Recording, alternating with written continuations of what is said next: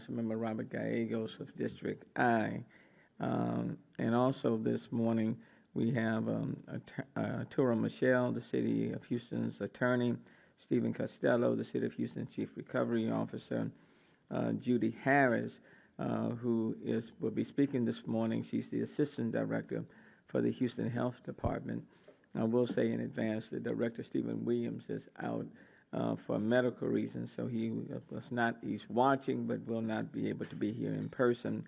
Dr. Lauren Hopkins with the Houston Health Department as well. And then there are several members from the community, the Cashmere Gardens area. We have with us this morning Joetta Stevens, who is a community advocate living in that area. Pamela Matthews, who's also one of our community members, and then we have Kathy Bluford Daniels, who is also present. As you know, this administration has been focused on the health and well-being of residents living near Union Pacific Railroad's contaminated Houston wood preserving work site, and working from requests from the City of Houston Health Department. The Texas Department of Health and Human Services assess rates of cancer by census tracts around the site. The type of cancers assessed were limited to those linked to exposure to the types of chemicals found at the UPRR site as identified by the EPA.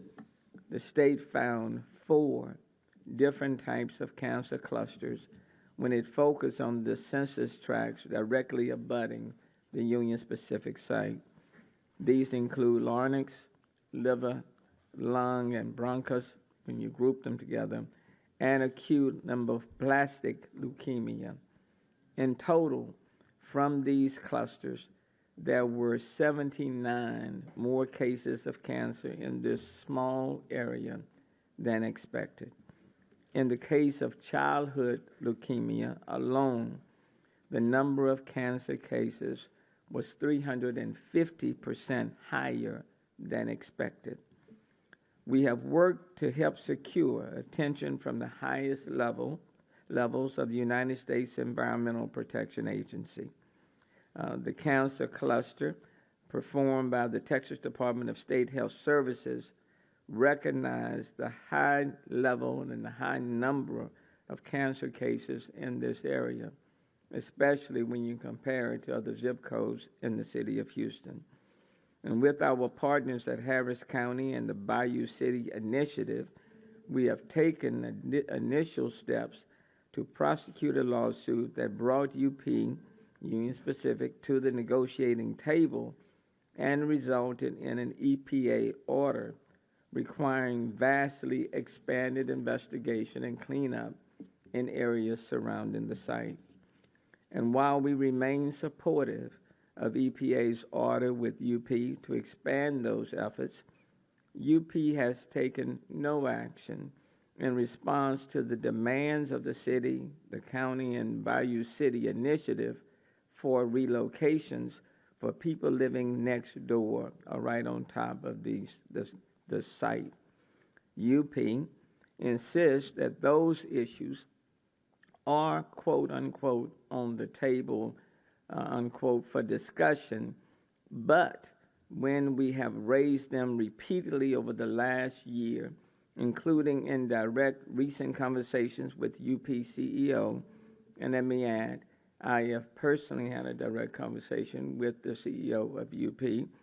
UP has insisted the time is not yet right and that action on relocation, if any, must wait for the results of further investigation. But let me emphasize this. Time is the enemy of people living in the highly exposed and dangerous zone with limited means to do anything else. Let me say that one more time, and I want to speak directly to UP and others. Time is the enemy of people living in the highly exposed and dangerous zone with limited means to do anything else. How many more people must be diagnosed with cancer? How many more people, and specifically how many more children, must die? How many more families must be trapped in a known danger zone while we watch, test, and litigate? The city cannot and will not continue to wait until we know every single thing. I think we know enough.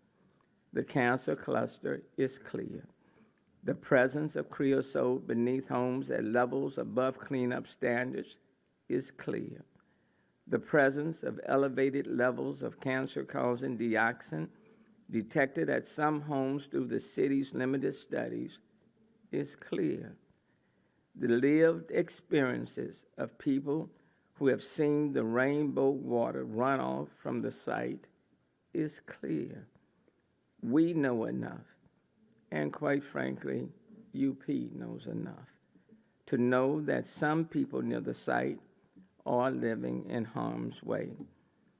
Because of that, today I'm announcing a strike force team composed of representatives of the city's health and human services, housing and community development, real estate, recovery, and legal teams, along with outside sources, to begin work in earnest on a program to help relocate residents living above the creosote plume and in a 2 to 3 block radius around the site. This will be a complex process with many issues and interests to accommodate, but that's an important reason to begin this work sooner rather than later. You simply can't wait for the test to be completed and watch and litigate it and then start the process further down the road. That doesn't help anyone living there now, and it doesn't help to bring closure for those families that have already been impacted. And you can't wait to wait other people out and hope that different personalities will come to City Hall and be sitting in the mayor's chair, and that the conversation starts all over again. We will use existing resources, and we will explore additional funding from all available sources, including Federal Justice 40 and other environmental justice funds. Our goal will be to help residents in these areas who want to move to successfully move to nearby locations in their own communities, but out of harm's way at no cost. If the results of the EPA UP investigations reveal broader areas of impact beyond the immediate vicinity of the site, we will look to expand the program to help those people as well. Perhaps UP will help, and quite candidly, they should. And quite candidly, for a site that's been in contest for 40 years, they ought to be willing to take definitive steps right now to have that conversation on relocation. And be assured that any properties the city acquires through this process will be utilized for the public and the community benefit. Obviously, we have not yet settled on all of the details of this program, but I have decided the city cannot continue to wait for every investigation to be completed, for every test to be performed before we begin to discuss these issues in detail. We owe more to these families whose lives have been permanently disrupted. And I believe we know enough today to get started. UP has an open invitation to help fund this effort and to participate in this process if they so choose. But they not only have a legal obligation, they have a moral obligation. How many more families do you need to see suffer? How many more children must die before they have a moral obligation to step in? And we remain optimistic that UP will in the future, voluntarily or not, but we will continue to press them on this issue for months. And even now, we're still waiting. So the city will begin. We have no choice but to begin. And of course, we will coordinate with our partners at the county and BCI. And so please look for additional announcements as we move forward. I have roughly 6 months left before my term is over. I intend to be the mayor for the entire remaining 6 months. And what I can tell you, as a cancer victim myself, time is not your friend. Time is your enemy. It's your enemy.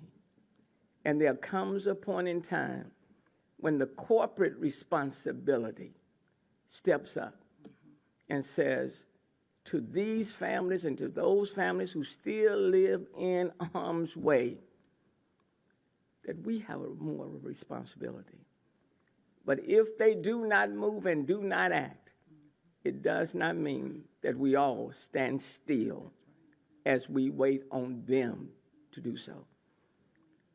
And so on this day, this city will move forward, and we'll do the best that we can to give these families a better future than the past that they have experienced. They deserve no less than that. Now, at this time, let me bring up Judy Harris, representing the City of Houston Health Department. Judy. Good morning. I'm here representing Stephen Williams, the director of the Houston Health Department. He would most definitely be here if he could be, but he's recuperating at home from a recent illness. But this has been a passionate work of his for the past several years. And in the health department, we advocate for the people, we work with the people to improve their health, and that's what this is all about. So I'm going to read the statement that he would have made for himself, and I hope that you understand how important it is to us in the health department that we work to improve the lives of the people in the city of Houston.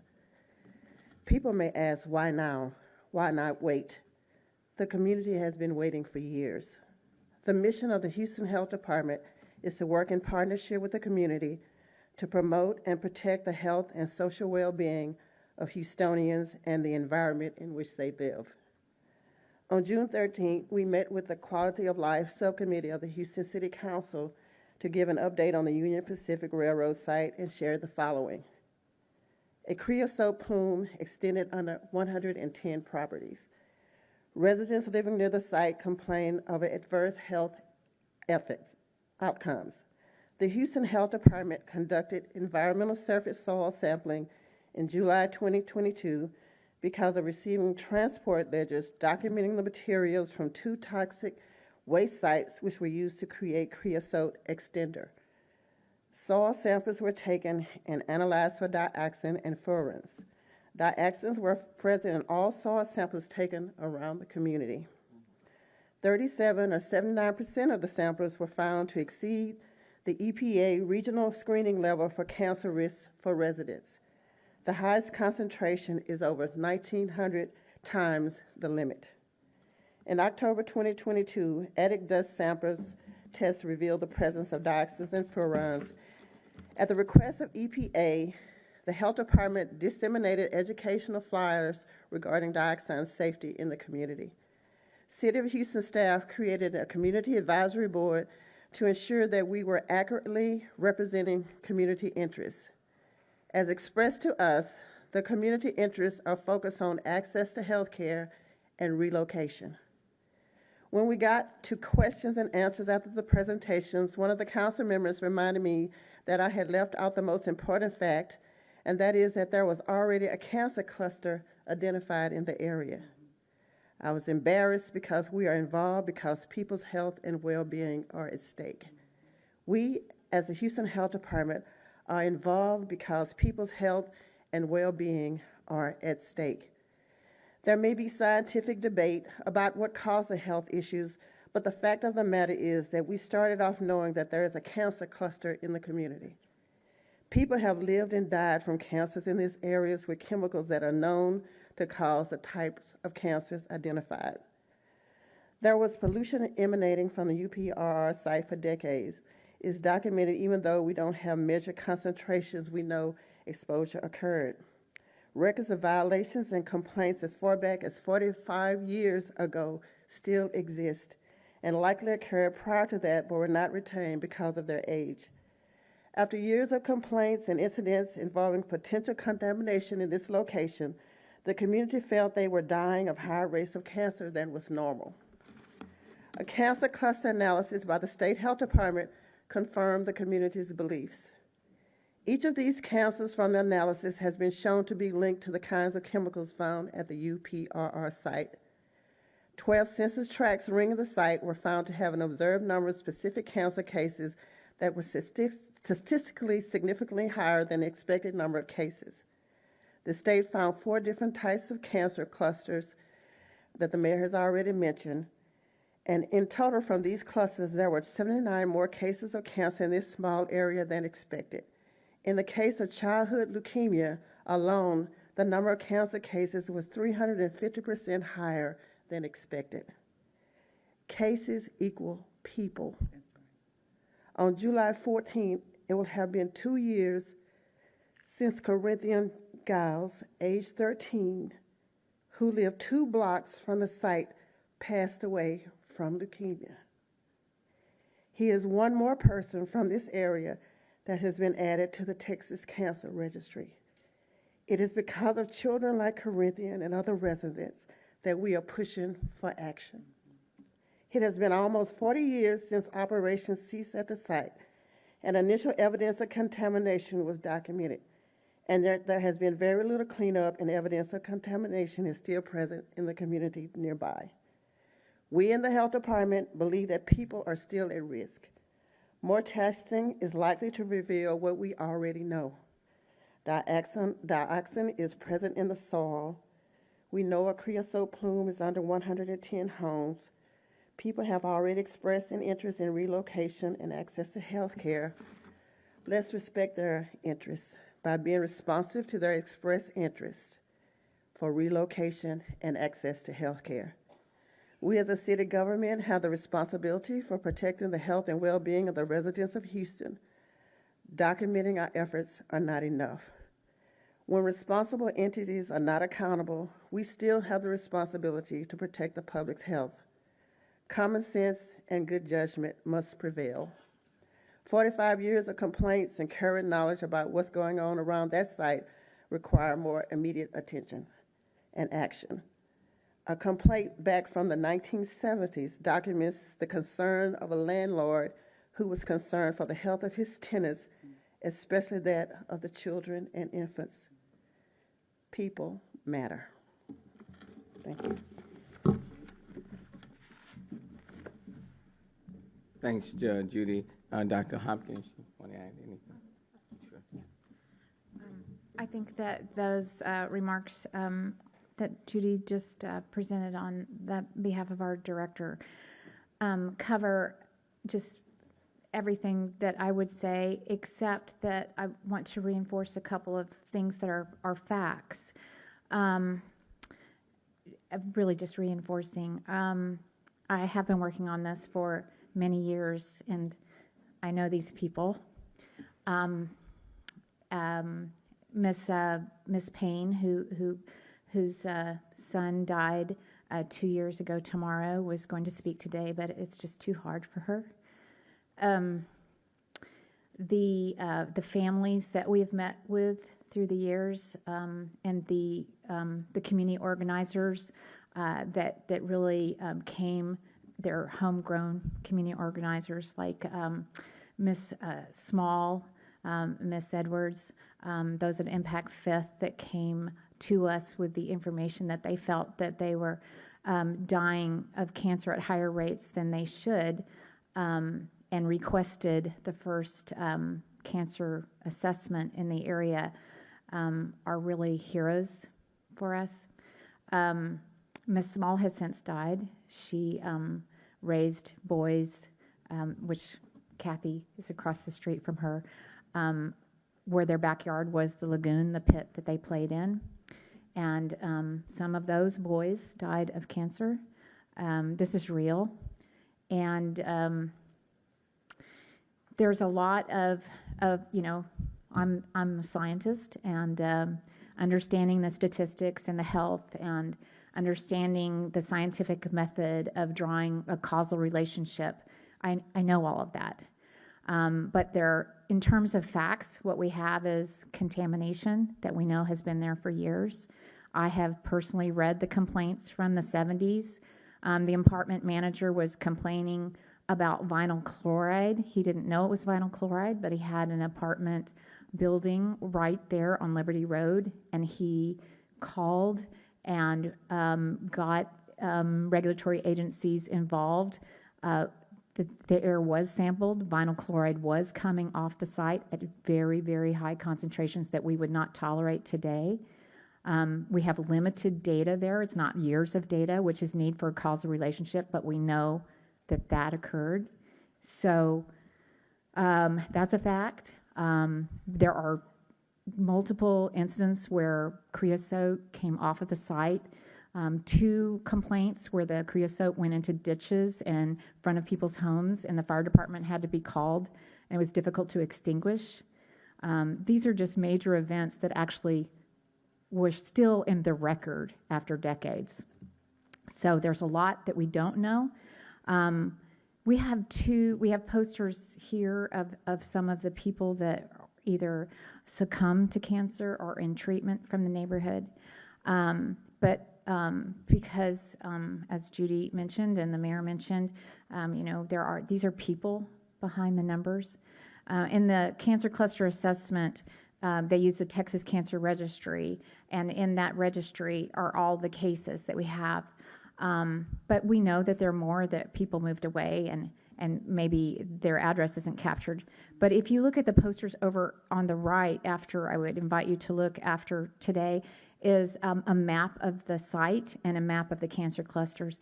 And there actually are 6 cancer clusters. And when you do the statistics of that, when you have an elevated cancer rate, that means you're using statistics, so there's always a probability of being wrong. There's always a 5% error rate if you're 95% confident that there's a statistically increased rate of cancer here.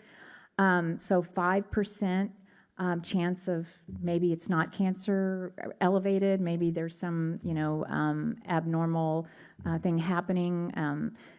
So it's not statistically different from the rest of the state.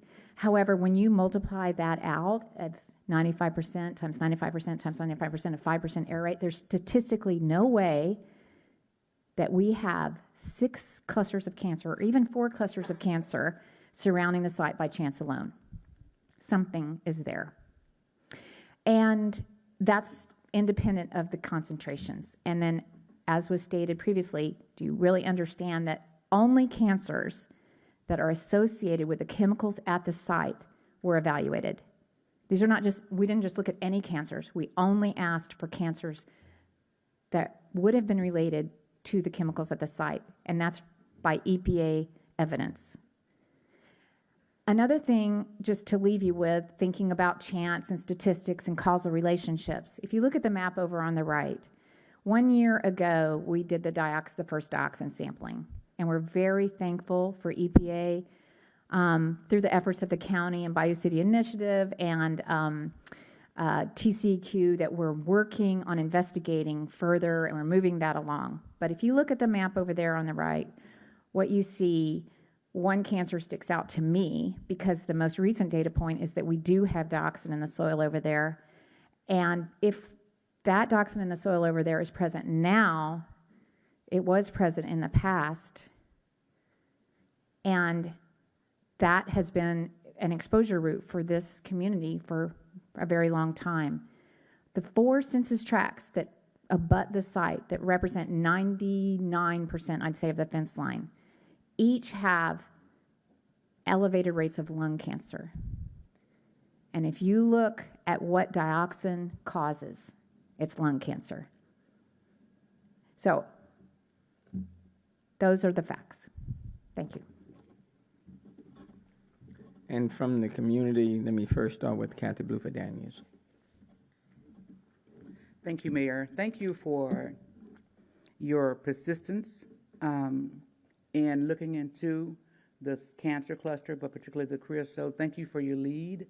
Thank you to Attorney Menifee, Senator Miles, Congresswoman Sheila Jackson Lee, that were helped aggressively pursue an interest in as to what's going on with this cancer cluster. In 2014, when we started to look into what was going on at UP, I was at that time president of the Super Neighborhood, and I had UP come in and try to explain to us what was going on at that site. Had we continued to be silent and not seeing any movement over there, we would not be here today. We would not be here today. And so I ask you all to look inside your souls. Pooja, you cover education. How has this, Damalee, how has this impacted our children in education that have been raised in these communities? There needs to be studies done on our children if there's been an impact on their learning ability. Why is that important? Because the children in that area are at the lowest part of the totem pole as far as student outcome is concerned. That's what we're not talking about. Our present, our past, and our future. Ms. Payne is not here. Can any of you imagine how she feels today as a mother, having lost her son to leukemia 2 years ago? And this could be, the creosote could be a reason why that child was impacted. Just imagine losing your child, your son, your daughter, your niece, your nephew, your mother, your father. So don't look at this as a surface issue. Look at this as a heartfelt issue. Put yourself in our positions, in our community. Understand that we're impacted. My husband right now, and I've not talked about it very much, has been dealing with cancer for the last 9 months and everything else that we've had going on in life. The last 9 months, to see your spouse, your child deteriorate in front of your eyes. Almost 18 years we've been married. And to be there and be a caregiver for your husband or your child as they're battling cancer. If we had not had Sandra Small, Sandra Edwards going out there knocking on doors and waking people up, we don't know where we would be right now, because they too assisted in sounding the alarm. But the fact that we were not asleep. Ms. Kravitz was looking out the back door, Mayor, when I saw the movement and the dust of what was happening over there on UP's site. We've got to be proactive. We cannot continue to just be complacent and for UP or EPA or anybody else to think that we're going to go away. My yard was one of those yards a block from there that had the high dioxin, okay, one of those elements in the yard. My mother's house is over 100 years old, and it had it in the attic. We had that tested. How long do we continue losing people in our communities without options of health care assistance? Because the majority of those people, the median income is $22,000, $25,000. And they can't afford to go to, in some cases, MD Anderson. Not that they want to. I'm spending 3 days a week, usually, at MD Anderson. Can you imagine? Can you imagine? If you haven't already done it with someone that you love, can you imagine all those thousands of people at MD Anderson that are going through treatment, that now I'm a part of that village? Because my husband, Mr. Mayor, is going through that treatment. Come on, guys. Don't feel like because it's not in your backyard. These are people. These lives have been cut short. The Whitakers just buried a brother yesterday. We don't know. They live 2 blocks from the site. We don't know why. They just buried a brother. These are people. These are children in this area that have grown up in this area. Let's not lose sight of that. So if we appeal to anything, to any of you that are watching or here listening, just realize these are people whose lives have been cut short, 13 years old. She won't have any grandchildren from that young man. That legacy of hers will not continue because that child is gone. He's gone. So you can understand why she would be so emotional that she could not come here today. That marks the 2-year anniversary of the loss of a 13-year-old child to leukemia. So how long will UP drag their feet? And I said it, and I meant what I said. We've been dealing with it since 2013, 2014. How long do you think you're going to wait us out?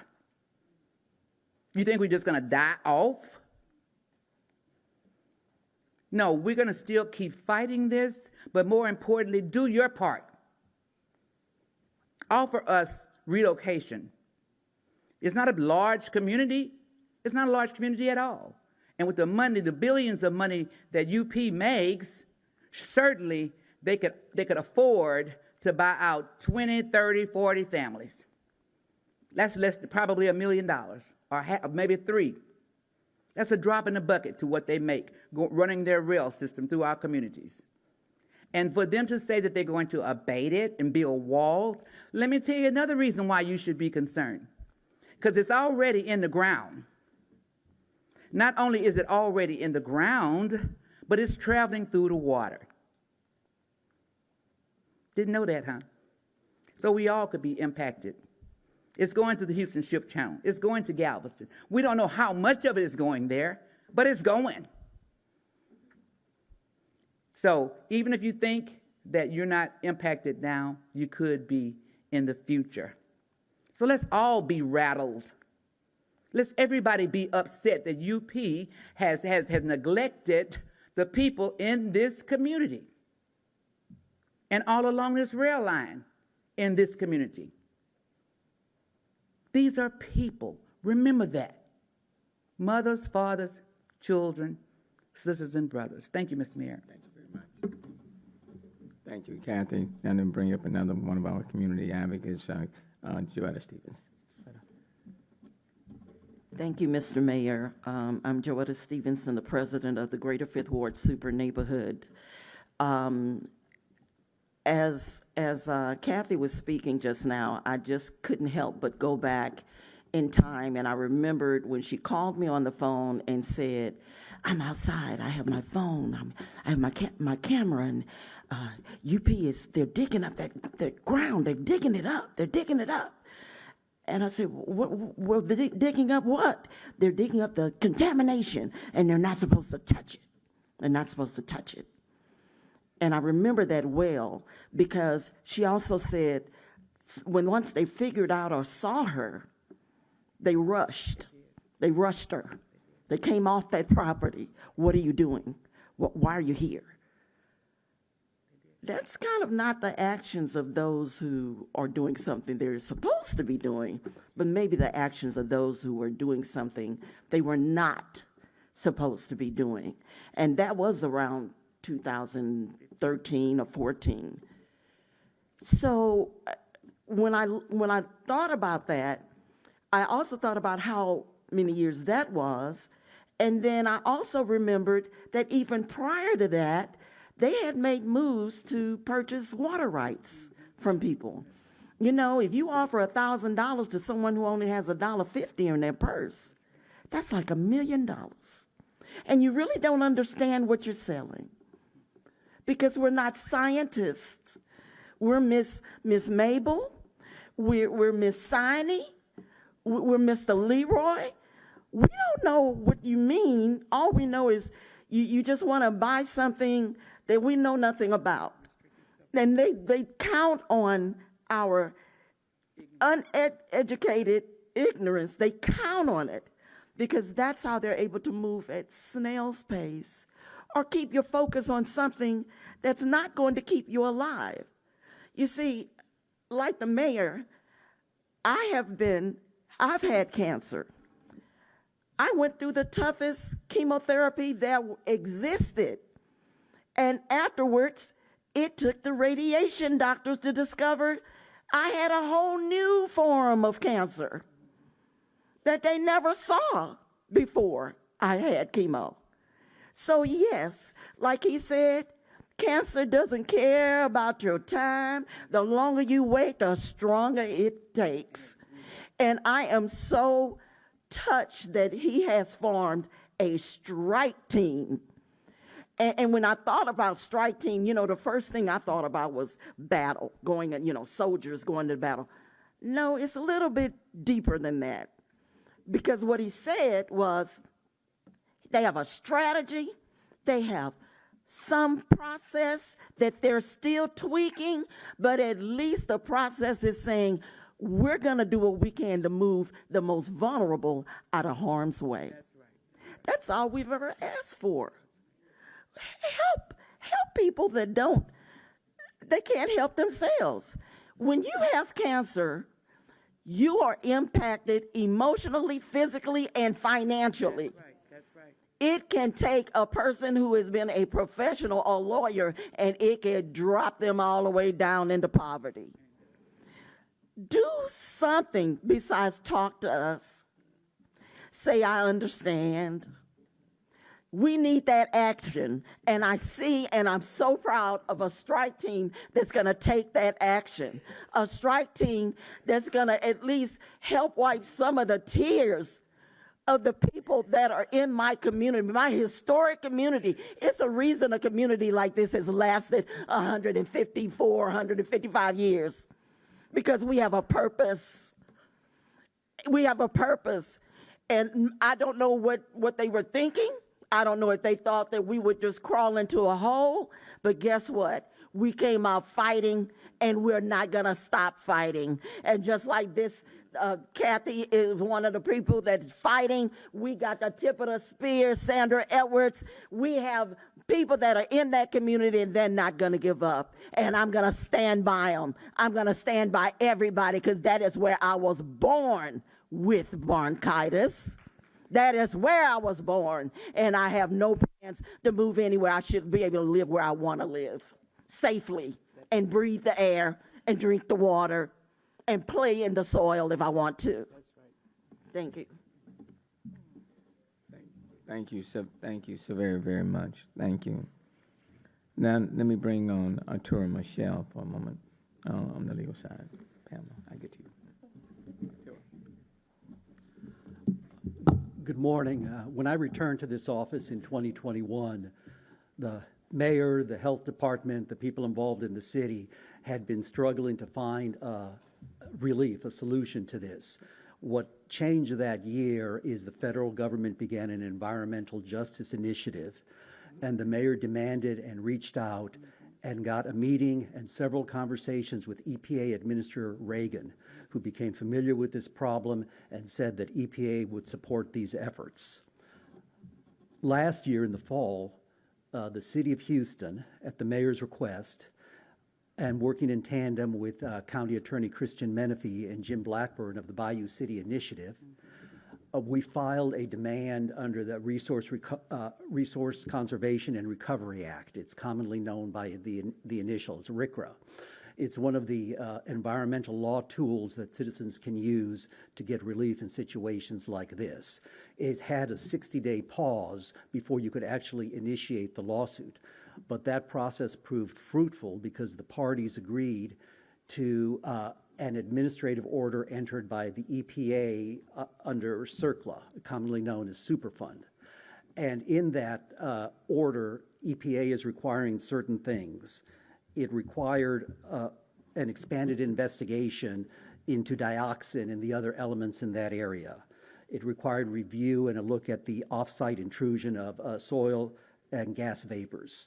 It required review of the utility corridors, including the vapor pathways. Storm sewers required a functional tool for handling and viewing sampling data, and a community outreach and engagement program, and ultimately a risk assessment. And even though those were the requirements, the parties were free to negotiate the other things that have frustrated the mayor today that he's talked about. But we have moved forward, but slowly. in this process, the city is trying to do all it can. One thing at these community meetings that we have heard is people say, why does the city permit development in that area or near that area? Shouldn't that be prohibited? State law does not allow us to do that.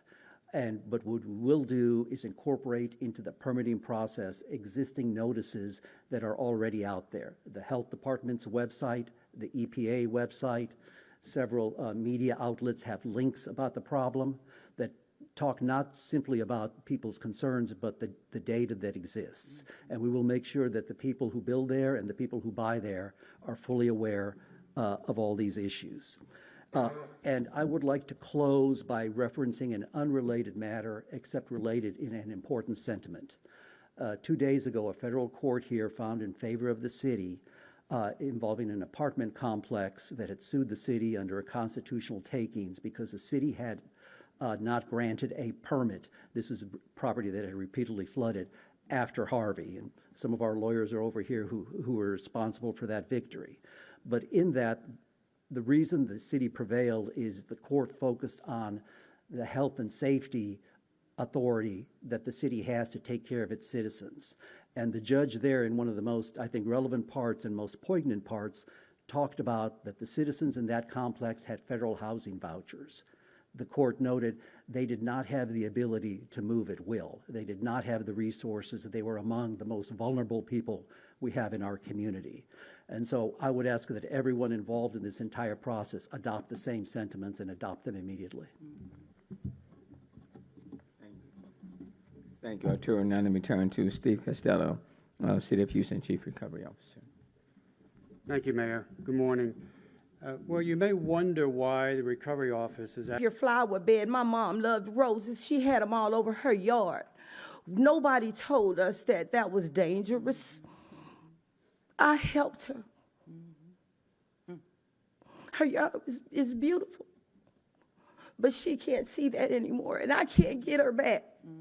I'm angry. I'm depressed half of the time, but I have to function because I run a restaurant, and I have family that I need to show how to just keep putting that foot forward and moving forward regardless, because I'm so grateful today that God led me here, because I thought nobody cared and it was just brushed under the table.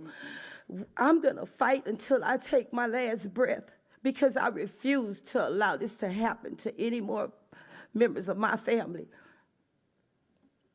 My brother, he's still living there too. He has cancer. And his is terminal as well. And take your time, take your time. You understand our assignment. I listened to the plans that were presented and brought forth.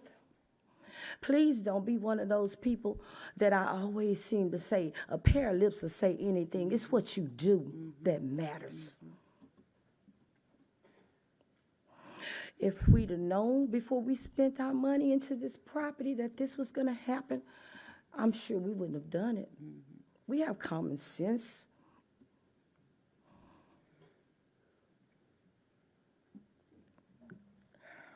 Why should Union Pacific make all that money and harm all these people and not be held accountable for it? That's just like taking nuclear waste and pouring it into the oceans that we fish in. That's right. They're held accountable. Why can't Union Pacific be held accountable? Don't we matter? Don't they have boundaries as well? Who's going to hold them accountable? That's right. That's right. We are. Who? We are. Thank you, Mayor Turner. I applaud you. And I know what it feels like to have cancer. God relieved me from it. After praying and crying, I was in pain for 8 months, nonstop. But I believed. And like I said, you keep fighting. And I thank you for fighting for us, because we don't have the access that a lot of people say we have, because we call different agencies and put on hold for hours and hours and hours or being pushed under the rug and said, okay, we're going to get out there. No one came to my mom's yard to test anything. I pass the rail yard every day going to and from work.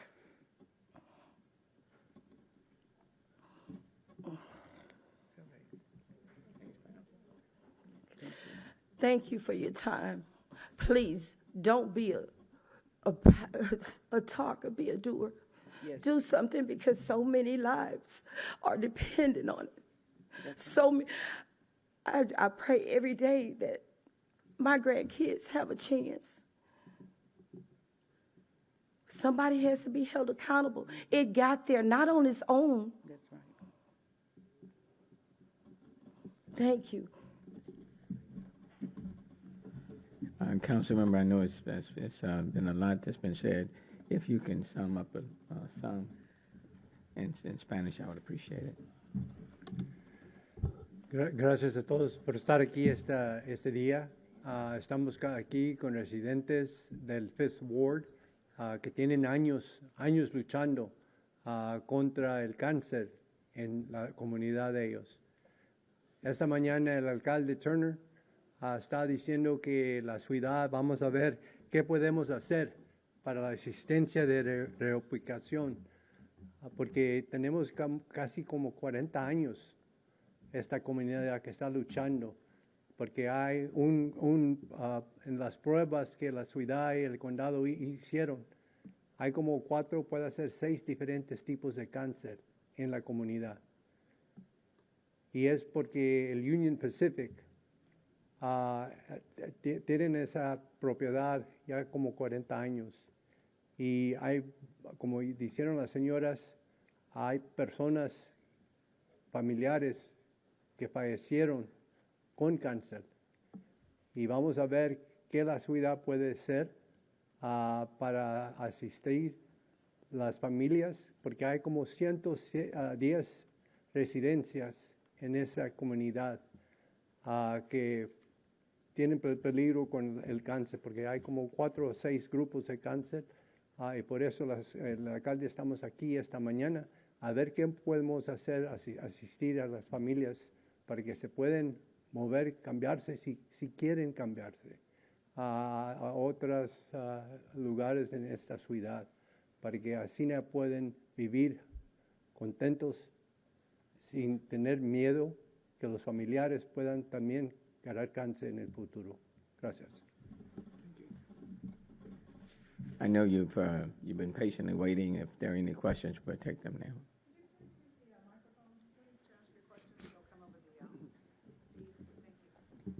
Hi, Mayor. My name is Emily. I'm with the Texas Tribune. Sure.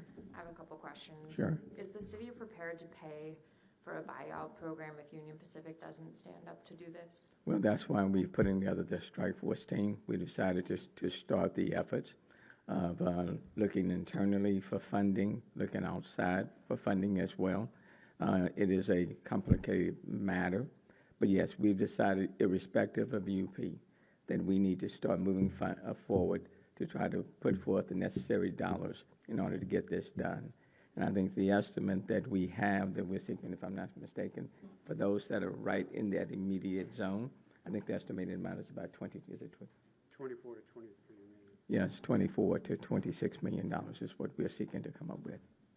Okay. And is So there- irrespective of UP, we're also hoping that even some of our federal partners will join us in this effort.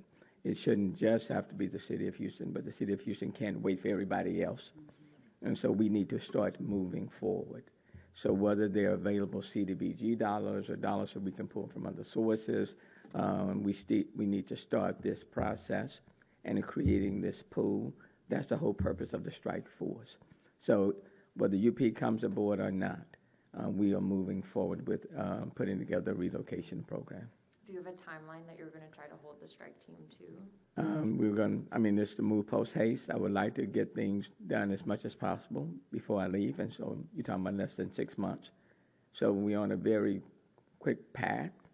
I've also reached out, for example, to County Attorney Kristen Menifee. We talked this morning as well. And so we'll look to join with all of our partners, city, the county, on the federal level. There was a conversation, for example, that I had with Administrator Reagan about a year ago when we talked about a potential, and I don't want to hold them to this, but it was a conversation about relocation, okay? But so we recognize that people are right now living in a danger zone. People also want to remain in their community. So it's about providing resources for people who are limited in their means to relocate them in their same area, but away from this danger zone. Okay, and my last question, I Yes. don't know, Mr. Costello, maybe this is for you, but is there a world in which this could ever be a mandatory buyout, or will it be a voluntary program? Well, that would really depend on the city and the funding source. So usually when you have federal dollars, it's always a voluntary eminent domain issue. But I would think that maybe the city might want to consider that in the future. It just depends on, once we formulate the plan and put the strike team together, and obviously meet with the community and the affected residents, what they want to do. I myself, if I was living there, I would volunteer right off the bat. And I do want to emphasize where there are public health issues, every level of government ought to be concerned. The city of Houston, state government, the federal government, every level should be concerned. But it doesn't help anyone for us to continue, as Ms. Matthews said, just talk about it and not be about it or do anything. So we've decided to move forward on this relocation effort, and then hopefully other partners will join in this journey. But time is not our friend. Has the city ever taken on a relocation effort like this or anything this large before, or is this kind of the first time? This is the first time. And how can you guarantee that it will remain a priority? Like you said, Mayor, you're not going to be mayor for longer than another 6 months. How can you make sure that there is action in the future and that this remains a priority for the city? And Poja, the fact that we are here in front of you will help to make that. Every last one of you become witnesses to what we are doing.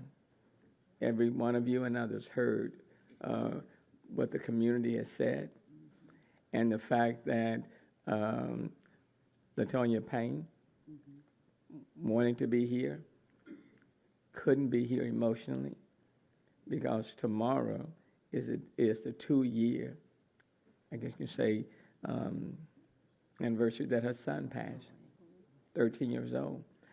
And so what we've decided in talking with my team is that we needed to get started.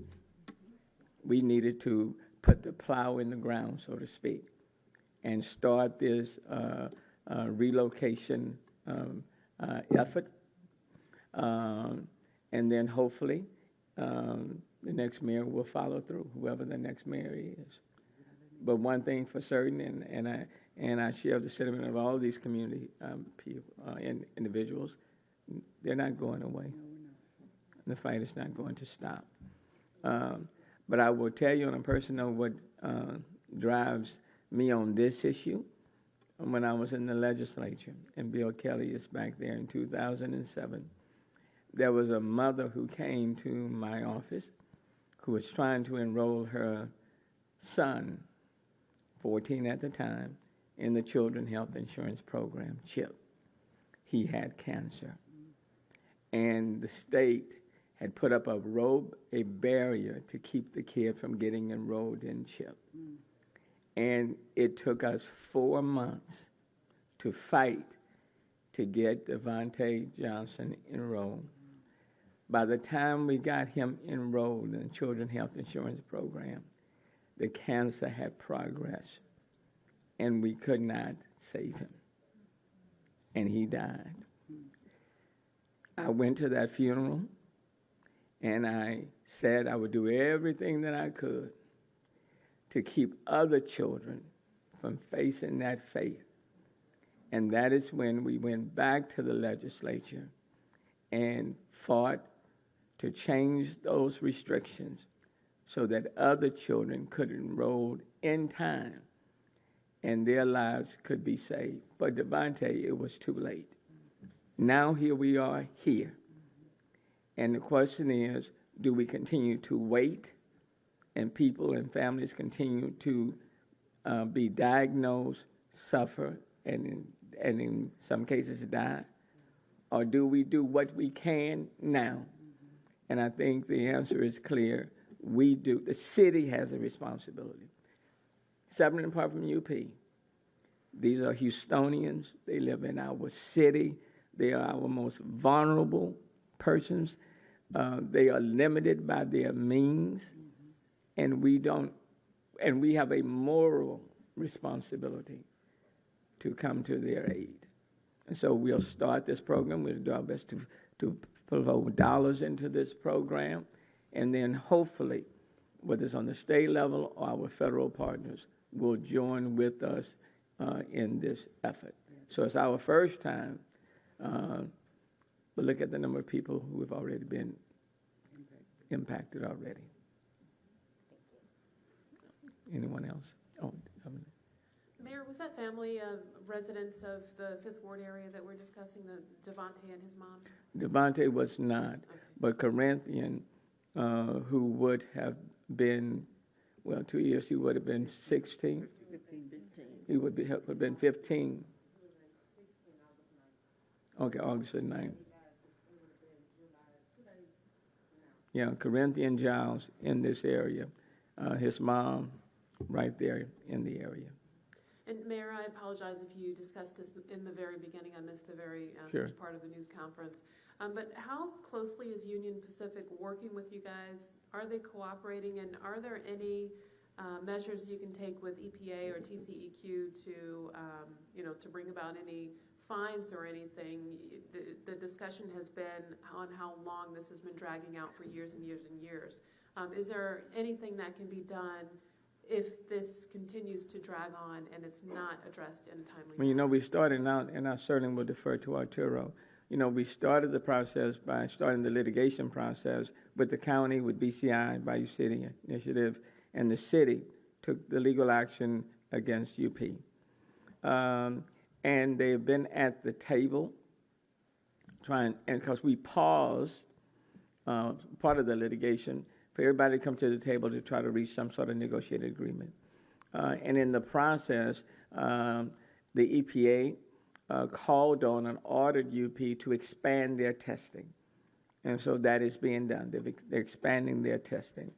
But what has happened is that while we are at the table, the parties, trying to reach a resolution on this matter, UP has not been willing to discuss relocation at all. And the position that UP has taken is that they want to wait for all of the testing to be done to determine whether or not, yes, cancer exists, but is there a causal connection between the cancer and their creosote or their railroad operation?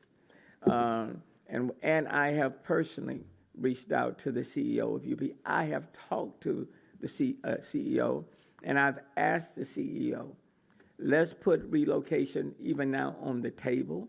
Let's at least start working through the logistics, because relocation is a complex process, and let's not wait until further down the road and then start talking about it. I've been a lawyer for 40 plus years. I understand how the process works, but relocation can be on the table, and we can start working through the logistics so that we are not further delaying the inevitable. But they have not been willing to have that conversation. Well, the city can no longer just wait. We can't do that. While we watch, test, and litigate, people and families are suffering and dying. So the city has decided, we have decided, that we have a responsibility, separate and apart from UP and anybody else, to do our part to relocate people who are living directly in harm's way to other areas in that community, but to give them options. Because right now, when you don't have the means, you don't have options. You don't have options. Where are you going to go? Thank you. Kathy, I'm sorry to hear about your husband. October, Thank you. did I? Anything? No, I think the mayor captured it completely. We took a path that we thought would get us at least some things and perhaps all of it in the quickest possible way, but only part of that is mandatory. Part of it requires cooperation from all other parties because environmental litigation can last years and years. Hi, Elena Briss with the Houston Landing, and I think this question actually might be for you. So you mentioned trying to communicate with residents and landlords about moving into the property in the area that's contaminated. So right now, there's a lot of people who live in that area that just moved in, and they don't know about it. And so I'm wondering, what's the incentive for landlords to tell their tenants that they're moving into an area that is contaminated? Because I think for the most part, some landlords might be interested in just making the property full of tenants rather than not. So, I mean, what can the city do about that? Well, as I said before, there are several sources where it's available now, and part of this administrative process that we've entered into requires community engagement and community meetings. And so we will continue and ask all the partners who are involved in that to reach out and disseminate this information as much as possible. I think that's probably the quickest way to get it. One of the things that we deal with here is speed. As the mayor said, you do not want to wait long. And so we're moving in the fashion that we think can communicate this as best as possible. There may be some flaws, but that's the approach. Okay, and will those community meetings also be translated into Spanish? A lot of these families are primarily Spanish-speaking and don't know any English, and they might be new to the area. Yeah, we have it. There will be interpretation services available. Okay, thank you. Mayor, the $26 million figure that you mentioned earlier, how many households would that cover for relocation, roughly? Well, there's over 110 lots that are specifically centered over the plume. Approximately 60 lots are either renter or owner occupied. So those would be the first area that the strike team would focus on would be the occupied structures. The number that we're quoting needs to be updated a little bit because the cost of real estate is constantly changing, but it includes acquisition of all lots so that we have the whole area cleared. Okay, and I know you said you want to start this process as soon as possible, obviously, but once that process starts, the relocation process, how long would it take to relocate everybody, do you think? Good. So if we implement a buyout buy-in program, the whole concept, as the mayor was describing, is that people are born and raised in that community and they want to stay in the community. So obviously we'd want to locate them in the community somewhere else out of harm's way. That could take a while, and yet some people would want to go somewhere else. And so we would have to help them in terms of the assistance in finding the lot that would be continued for where they would like to live. So as the mayor says, this is the first effort that we're going to create this strike force, and it's going to take a little time to put everything together. And obviously, we're going to have to be reaching out to the community first to talk to the community and tell them what we would like to do with the strike force team and get their buy-in as well. But to be able to put a time frame on it, it's really hard to say right now. It will span multiple administrations, as the mayor said. Could you give us a few more specifics about what that strike team is doing? Like what's step 1 and step 2, step 3 for them? Well, for right now, I am assembling that strike team. And we are talking about people from the health department, people from my housing and community development. That's where all of CBG dollars, all of that flows. We're talking about from the real estate market. We're talking about finance and administration. We're looking at outside partners as well. We certainly, my government relations team that work directly with the federal government, with EPA, with housing and community development. They will be a part of this team. Community will be a part of this strike force. So it's intended to be holistic, but one that's capable of moving very quickly. I will be asking, for example, the county to join us on this strike team. And we are looking for individuals that come with a level of expertise, and also people who have the potential of also helping to raise funds for this buyout program. We have, for example, identified like 3 zones that we're looking at.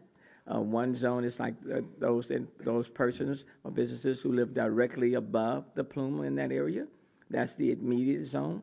Then there's a zone 2 that's a little bit further out. And then there's zone 3 that's much further out. And of course, in terms of priorities, you want to deal with zone 1 first, then 2, then 3. But that's a part of what will be covered by this entire strike team. And so we want to look at a potential timeline on how fast we can go, on dollars that we can pull from, and that's why I will tell you that the federal partner participation is a critical component, because we think this lines up very nicely with Justice 40 that the Biden-Harris administration are very sensitive to, because it's in part of the environmental racism that exists. Okay, so that strike team is one that, quite frankly, that I am putting together. Well, and they're charged with moving with the greatest degree of urgency to do as much as we humanly possibly can over the next 5 months. Okay? Anyone else? You all have been very gracious, very patient. Thank you so very much. Let me thank all of you, Unanimous Matthews, Kathy, Councilmember Geiger, anything else you think you need to include? Okay, Councilmember Costas Narrows, Dr. Hopkins, Steve Costello, Terma